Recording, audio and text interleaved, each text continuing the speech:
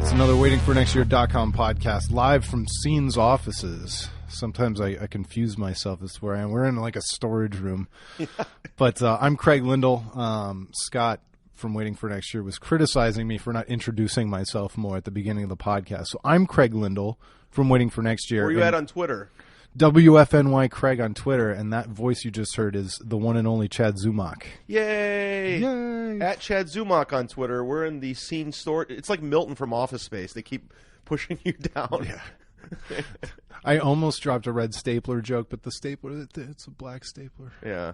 But yeah, so we're Scene's offices are moving. That announcement was in the newspaper, and so they've got this like gnarly storage room with battery backup boxes and laminator supplies, and so if we want to make a zine and we want to laminate it, we're ready to go. Yeah, we could do that during this. Why not? Let's spend the hour making a zine. But I don't know if you notice behind you, there's also a mystery like step and weights set up. So like that aerobic step setup. Yeah, who's working out here? I don't know. Vince Grigzorek just in there doing curls and he's pumping iron. Yeah. 20 pound weights though. It's heavy stuff. Right. Big stuff. So sports. We're talking about sports on the Waiting for Next Year podcast, but sports doesn't seem to be about sports lately. It seems to be about everything else going on. It's almost tabloid. I'm tired of it, but I don't know how to get out of it because it's hard to minimize the stories that are in the public spotlight now. We send terrorists to Connecticut and we just destroy SportsCenter completely, and that's how we get out of it. Destroy SportsCenter, their brand new, what was it, $20 million studio or something like that. It's like, I don't know, I never get that either. Like, how much does it cost to build a warehouse? All right, start there, okay? And then put up like a bunch of facades and a bunch of TV panels. How do you spend like 20, 30, 40 million on a TV studio? It's generating revenue. I guess. It's like the number one source for sports in this country. But I don't know about you, but do you get depressed? Like, obviously the Ray Rice situation's horrible and Adrian Peterson. This is all bad stuff. But this day and age of social media and camera phones and cameras, this stuff, I guarantee this stuff's been going on for a long, long time. But now it's front and center. It's in the it's in the front of your news. It's on the front of the paper. It's front of your .coms, and I get depressed. I don't want to be in this day and age. I don't want to know all this stuff. It's too much information. Yeah, sometimes the old ignorance is bliss. You wish that you didn't have. I mean, on the one hand, what are you going to pretend it's not there? Yeah, kinda. Yeah, I will. I want to pretend it's not there. Exactly, because it's depressing and it's sad, and I don't like that. It's bothering me. Yeah, I don't want to see police photos of an injured child at the hands of Adrian Peterson. I don't want to see that. I don't want to see some NFL guy just unloading on a defenseless woman. I don't want to see that. No. And I want to talk about my uber violent sport that's causing head injuries to the players I love. Right, exactly. And by the time they're out of the league, we don't know what they're doing. That's fine. Oh, man. The NFL is on borrowed time. Don't you get that feeling? Well, I was just with comedian Jim Florentine over the weekend. Name drop, ding. Yeah. We were talking about Roger Goodell and how much of a piece of crap this guy is. This guy is. And I listened to Florentine's podcast last night actually, and he's like, I've been talking about Goodell for years, and nobody listened to me until now. Yeah, the guy's a former lawyer. He's made the NFL owners a There's lot no such of thing money. as a former lawyer. Let's be honest. Yeah. Once you're in, you're in. Yeah. But he's made the NFL owners so much money. At the end of the day, they're always going to go to bat for this guy because he's looking out for the best interest of these owners. Right. But at the same time, I feel like he's really kind of not ruined the league, but he's hurt the league completely. And I'm still not over the replacement refs. I'm still mad about that. Yeah. Well, and man, it's such a weird thing for me because I was pro owner the last time there was labor strife in the NFL, and I couldn't have done more of an about face over the last 2 years, just in terms of my own thoughts on the matter. And as the Browns get sold and we argue stadium and sin taxes and all this stuff around here, it's harder and harder for me to come out on the side. But Goodell is he's useful for them. I mean, he stands up there. He takes all the bullets the owners don't want to take. Robert Kraft stands behind him because it's easier to have. We'll just pay that guy $40 million to take all the crap. Right. Yeah, and he doesn't mind being that guy. He doesn't mind taking the bullets. Yeah. That's the But Ray at Rice some point. What's that? But at some point. At some point, absolutely. And going back to the Ray Rice situation, I mean, he had to have seen that. He knows that happened. And the reason why he suspended Adrian Peterson is because we saw it. We finally saw it, and he reacted by our reaction. Although Goodell actually hasn't done anything to Adrian Peterson yet. That was the Vikings who deactivated him for a game. He got paid, even though he didn't play. And now they've activated him, so he's going to play. And I don't know. It's like it's put the Twitterverse and our culture into this place where we're debating the difference between beating your wife and disciplining your child versus beating your child. And I don't want to be in the business of drawing lines between child beaters and women beaters, and it's just I shouldn't have to do this to watch NFL football. NFL football is a brutal sport. I mean, it's brutal. And these people out there, you got to have somewhat of a screw loose. And don't get me wrong, there's a lot of good guys in the NFL. You know, I know some of them will play for the Browns. Just good, strong. You know, our quarterback, Brian Hoyer, is an awesome guy. That guy's a great dude. But there's also a lot of just awful people. I mean, there's murderers, former gang members, child beaters, wife beaters. I mean, it's a bad league. And you got to have that mentality to a certain degree to go and you think so? Play that brutal sport every Sunday. You got to have that killer instinct. I mean, these guys are monsters, and at the end of the day, they could be cut from that team in no time. And how much of it do you think is the culture of football down from when these guys played as little kids, and the don't be a pussy in high school, and I mean, how much of that do you think is the culture of football? I mean, obviously, that's a good question. Yeah, I don't have an answer. I mean, but obviously, it bears wondering. You know, it is a brutal sport. It's a brutal sport it's trained to be brutal from the time they're little kids. Yeah, with all the head injuries and everything that goes along, and the injuries that. I mean, look at our guy Bernie Kosar. I mean, the guy's held together by bolts and screws and Vicodin and allegedly. I mean, that poor guy. Think he's been through some serious stuff. I mean, back when we didn't have this modern technology and just the gear to supply these guys from being injured. I mean, they were going out there when it was just brutal mentality. But what I predict is you're a parent, aren't you? Yeah, 2 and 4-year-old boys. Okay, I think you're going to see a lot of parents seeing what's going on with the NFL, and they're going to put their kids in soccer because soccer is becoming more popular.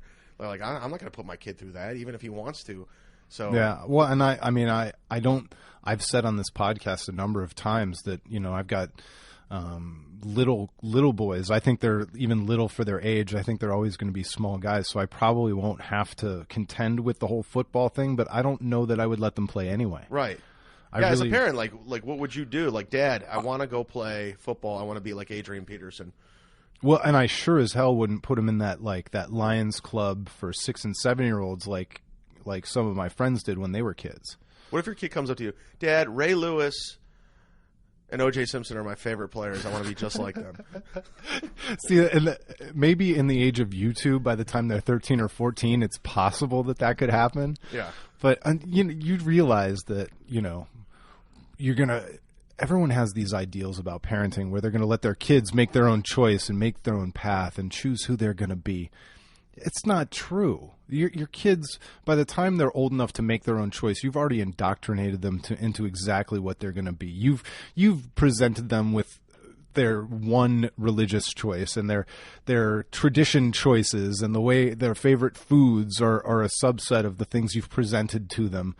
And so this idea that you're going to let your kids become who they are, they become some version of you. Right. And so the idea that they're magically going to, O.J. Simpson's my favorite football. I mean, that'd be hysterical. Right. But yeah. First of all, you're like, yeah, son, that's hilarious. No, I envy parents in this day and age. I mean, growing up when I did, compared to what it is now. That's why I can't have kids. I don't want that responsibility. I don't want to have to deal with this. This is terrible. I can barely take care of myself in this era. You know, well, and I felt the same way. I think a lot of guys feel that way. And then all of a sudden you meet a woman that it's like finding a project manager or an expert who you trust to actually do the heavy lifting. I mean, I didn't one day wake up and go, you know what? I'm going to be a great dad and I'm ready to raise kids. It's like I met a woman, my wife, who I was like, you know what? She'd be really good at that. Yeah, you know, funny. It wasn't like me. She'd be really good at raising these kids. It's like as boys, we had while I go play podcasting. Exactly. Play podcasting. That's pretty much all I want to do with my life.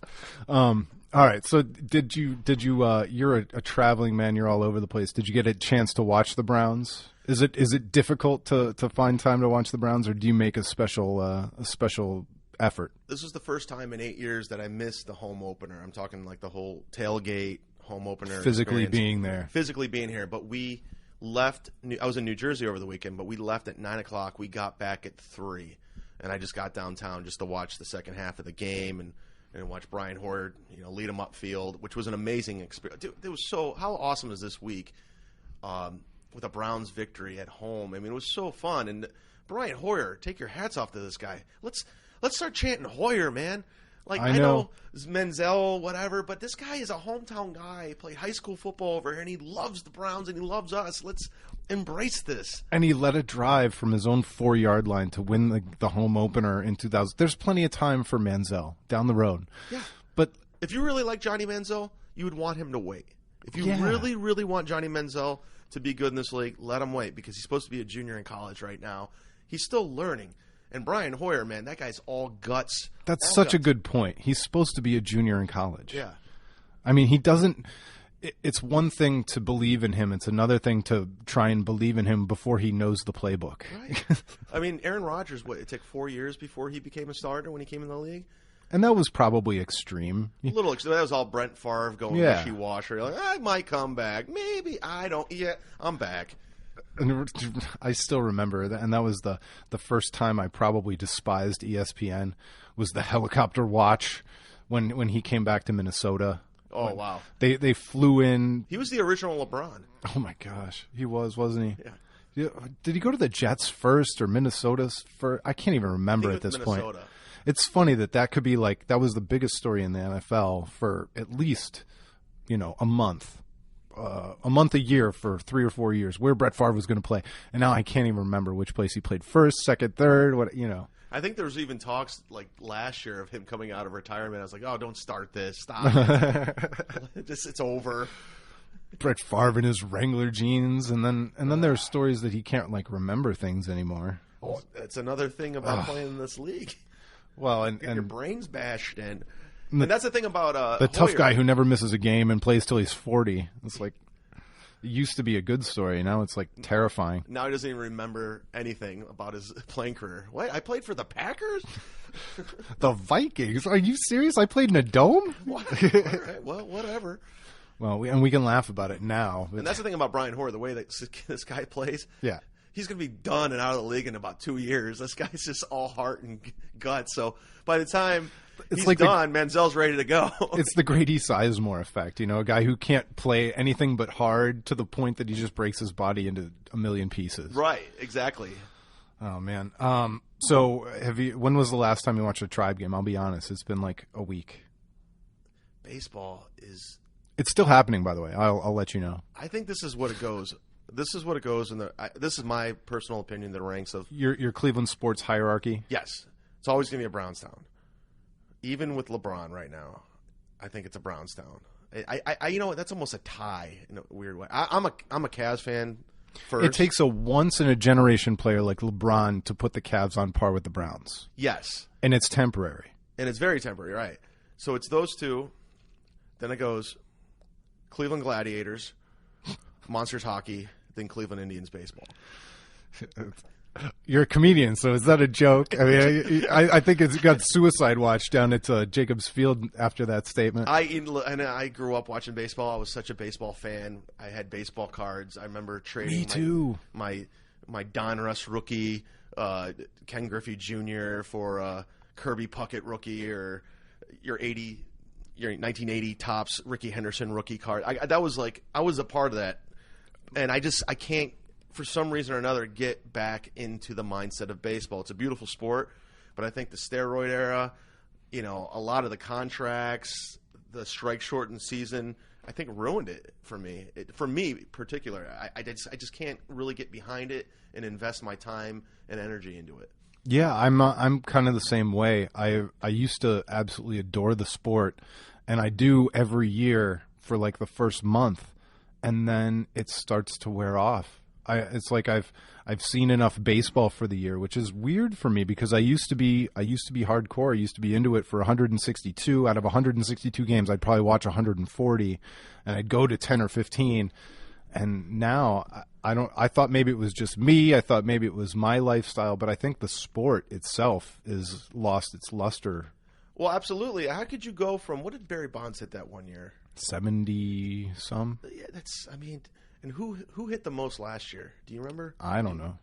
Wasn't it the kid from the Orioles who just got popped for? Yeah, there you go. Chris, he's got a boring name too. It's like Chris Davis. Yeah.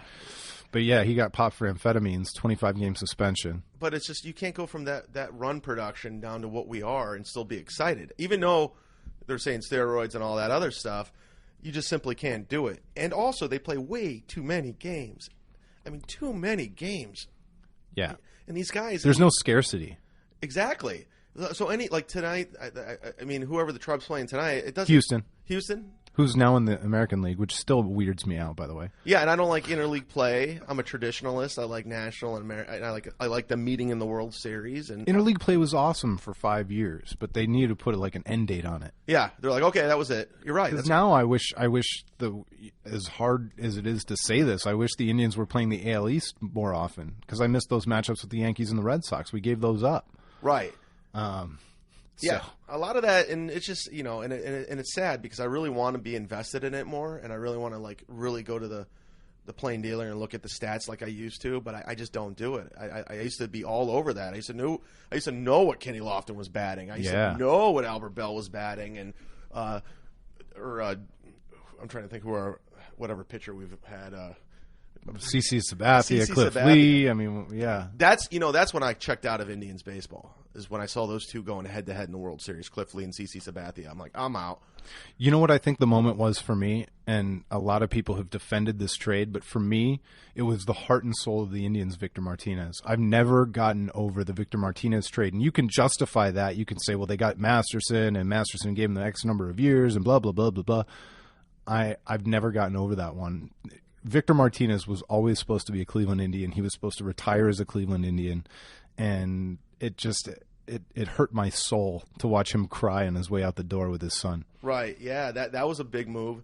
The Dolans ran that franchise like a Papa John's for years until they sold Sports Time Ohio. And then when they sold Sports Time Ohio, they finally went out and... What does it mean to run it like a Papa John's? Just tight. They were cheap, cutting corners, whatever they can do. No offense to Papa John's. I'm sure they're not a sponsor on the podcast. Well, you remember, they smashed LeBron back when he was here the first time, so we still hate Papa John's. Okay. Right? I'm an Angelo's Pizza guy from Lakewood anyway. Exactly. So if anybody from Angelo's, make sure you hit up East side out near Chagrin Falls. I've got Augie's. Master Pizza. Good guys over there. Master Pizza in Chagrin Falls is great too. But we agree Papa John's stinks. stinks. Yeah. Please. Anybody with a marketing budget that big, is totally, I'm way under their radar, so they blow. So they go right, exactly. If they could pay me, they're awesome. We lose all these great players because they're cheap, and then finally they sell Sports Time Ohio to Fox Sports, and that's when they start spending money, and they go out and they get their big contract guy Nick Swisher, and look what's happened. I supported that move too. So I'm not a scout. I supported they spent money. Yeah, that's all I supported. And Michael Bourne takes some heat, but he's actually been okay. Not great, but okay.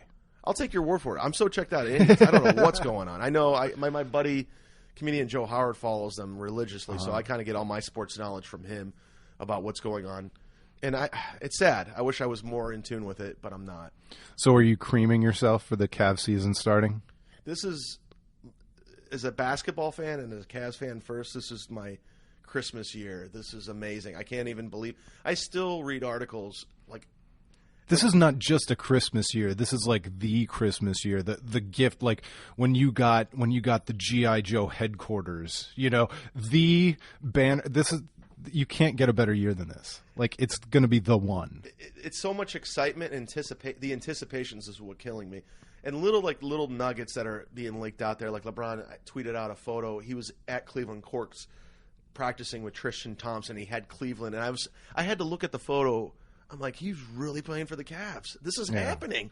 It's so surreal to know that Sean Marion is our sixth man. Oh my gosh! And then you got Tristan coming off the bench, and you got Mike Miller, James Jones. Excuse me.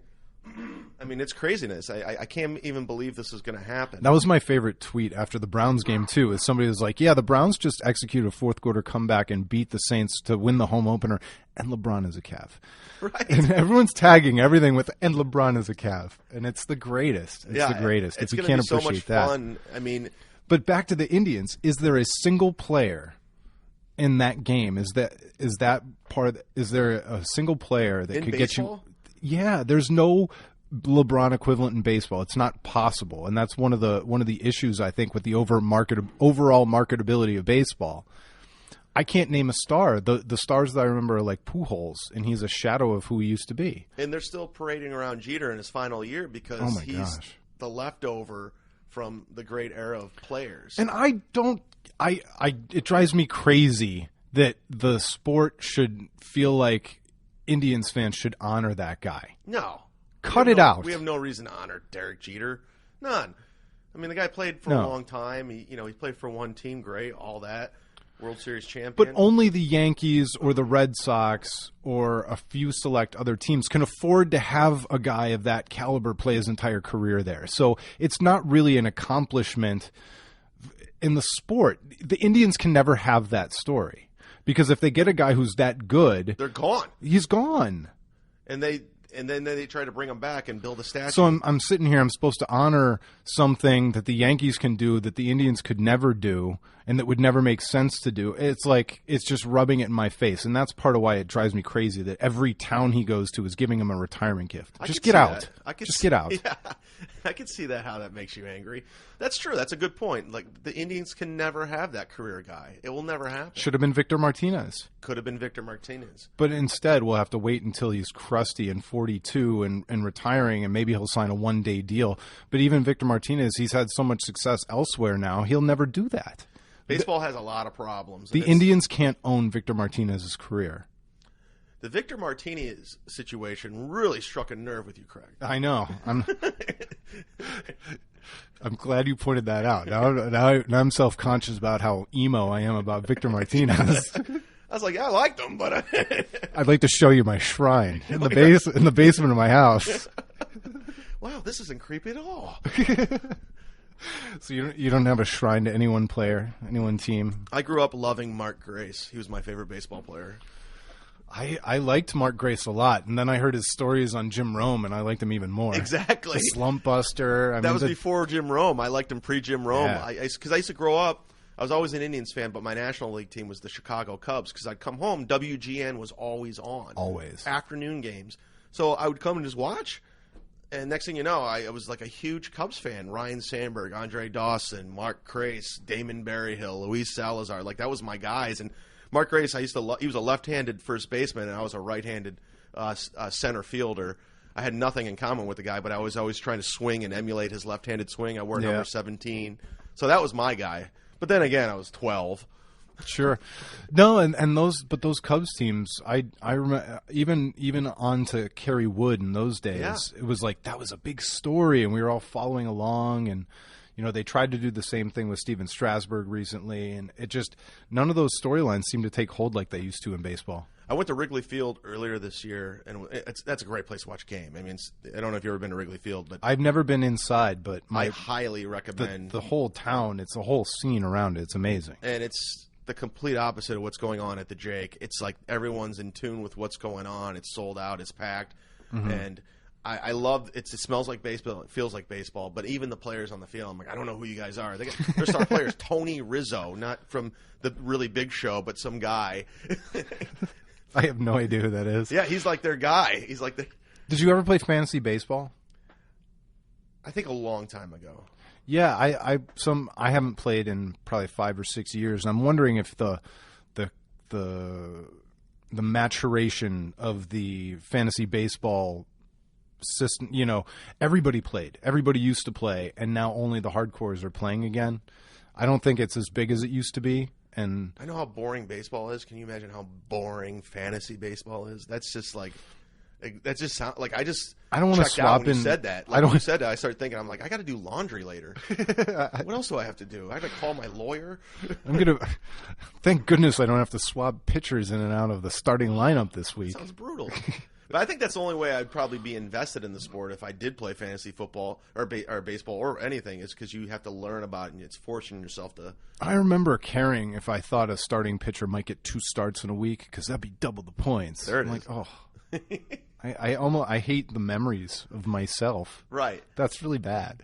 Anyway, so what else do we have in Cleveland sports? We're at 25 minutes. I'll keep you for about 5 more minutes, and we'll make certain that Chad Zumock, who's here with me, Craig Lyndall, gets to tell me about things that he's got coming up, so that you guys can all go find him. I like your quarterbacking this. That's nice. I remember to reintroduce myself and the guest. Yeah. Pretend to be a professional. Did you really get notes for that? Well, Scott, not notes, but he's always like, you never introduce yourself. I'm like, yeah, you're right, I don't. Shut up, Scott. Shut up, Scott. I think you have a pretty good idea who's behind. You and your being right. I don't want to hear you be right to me.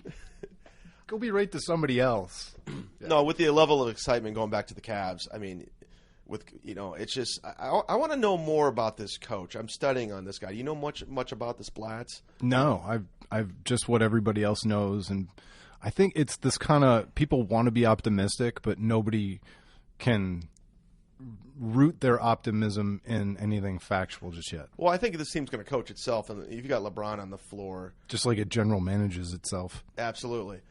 And I didn't know who Eric Spoelstra was. No. When he first went to the Heat. So. You mean Coach Spo? We're tight, fam. I wonder if David Blatt's going to be fam. Fam?